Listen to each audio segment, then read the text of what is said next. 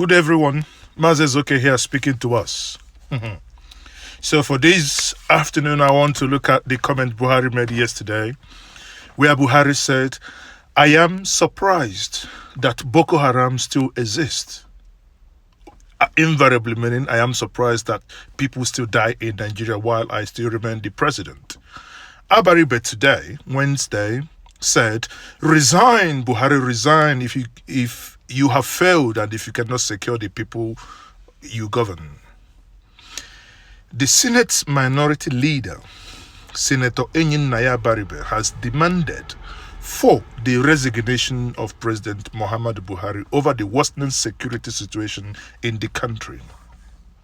Why won't the security situation get worse when a man keeps people who are incompetent to man the security apparatchik of the nation? Abaribe made this demand while speaking on the motion today titled Nigerian Security Challenges, Urgent Need to Restructure, Review and Reorganization Security Architecture.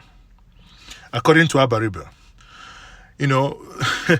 it's not gainsaying to say that we elected them, in quotes, the APC in 2015 and again in 2019 to tackle the security situation in the country. Remember how the Buhari president was campaigning in 2015 that he's going to do better than Jonathan, that he's a general. The government should resign, Abaribe said, because they cannot do anything to the security situation in this country. Do you agree? I do not think that Buhari has more to offer.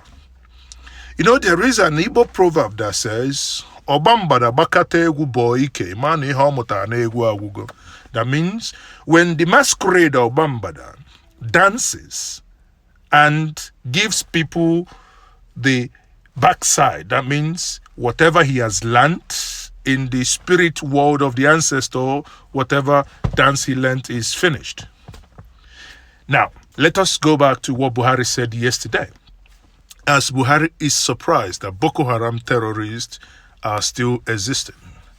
How can a president make such utterance? How can you say that you're surprised that people still die? What is it? What is your strategy that you have implemented? Remember, Mr. President Buhari stated in his stated this in Abuja yesterday when he played host to eminent citizens of the Niger state. It's a delegation led by their Governor Abubakar Bello when they visited him yesterday, being Tuesday. You see, you call the nation a banana republic. Some people will get angry, say you insult the nation. Is it not a banana republic that the president, who is the commander-in-chief and who has sworn on oath to protect the nation, will go on air and say he does not know that people are still dying? If that republic is not a banana republic, tell me what that republic is. He said, I was taken aback by what is happening in the Northwest and other parts of the country, Buhari said, through his presidential spokesperson, that is Femi Adesina. We are quoting him. What a nation. What a nation. Remember, during our campaign, he said again, we knew about the Boko Haram. What is coming now is surprising. For Christ's sake, why would it surprise you? We're only talking about Boko Haram, but killer headsmen shoot people sporadically. My family has become equally victims. It is not ethnicity or religion. That is the argument of the president. Rather, it is one evil plan against the country. Who is the evil plan? Who is planning that evil? Mr. President, the people who elected you to deal with that evil plan, not to complain. Well, as usual, what the president did was to promise to increase the war tempo against the terrorists and the bandit. He said, we are going to be harder on them. One of the responsibility of government is to provide security. Oh yeah, thank God you knew that. If we don't secure this country, we will not be able to manage the economy properly. Did you hear him say that? You see, sometimes I think these people are jokers. If you don't secure this country, you will not be able to manage the affairs and you manage the economy. Oh, surprise, surprise, voila. Is that the reason why the economy of this nation is nosediving? Is that the reason why nothing works? Yet. This is the same man who told us that his former Inspector General of Police, that is Mr. Transmission, he told us that he told him to go to Benue, but the man went to Nasarawa State and this man did nothing. This is the same man who wants miracle, yet Buratai, the chief, the Buratai that heads the army, or rather do I call him Mr. Brutality? He's supposed to have been retired since January 2016, having served 35 years in the Nigerian army. What is Buratai still doing there? You have young, vibrant, intelligent men who would sacrifice their life to make sure that this Boko Haram is flushed out. But what is the president doing? He's giving us excuses that he's not aware. Mr. President, are you ever aware of anything? The assemblymen decry the spate of insecurity in this country, describing it as alarming. Okay? So you guys are now suddenly crying. I thought you guys were rubber stampers. A statement by the presidential spokesperson, that is Mr. Femi Adesina, basically said that they were surprised that these things were happening. How can you be surprised? What was your strategy that you have used? What were the strategies that you applied, Mr. President?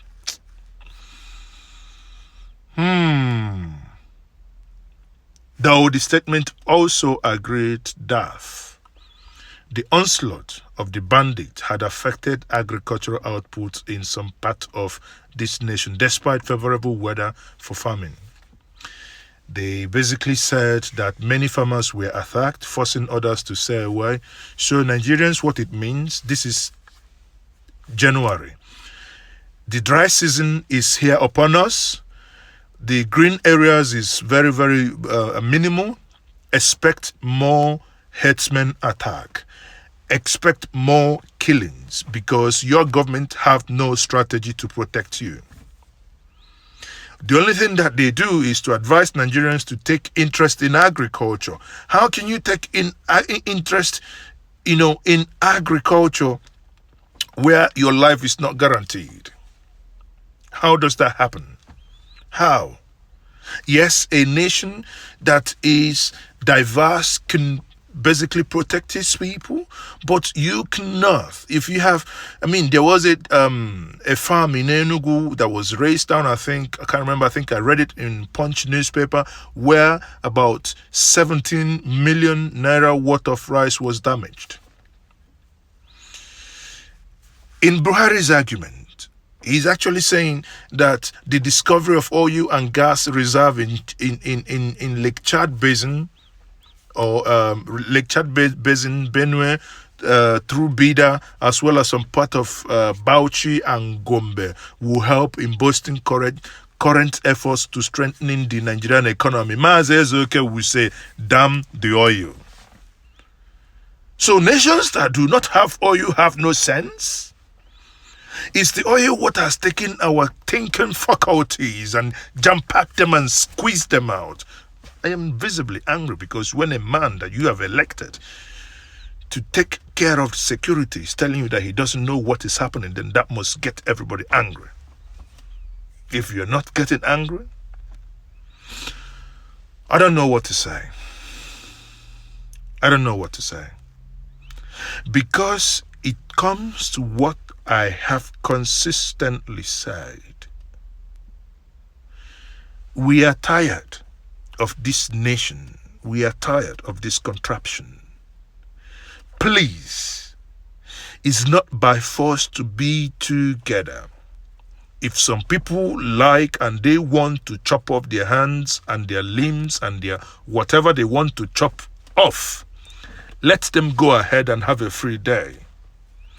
Allow us to have a referendum to decide our fate. If we mumuishly decide to be part of Nigeria, so be it. But if we decide that enough is enough, that we want to be on our own by any nomenclature name possible, let that be our decision.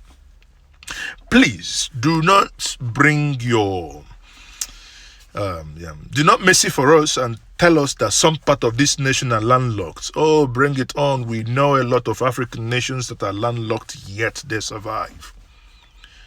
Is it to die being in a nation that has access to the sea, which is actually a fallacy, that this side of the nation is landlocked?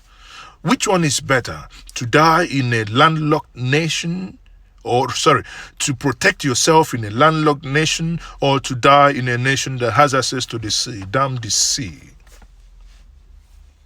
We can create one if push come to shove. We'll create one.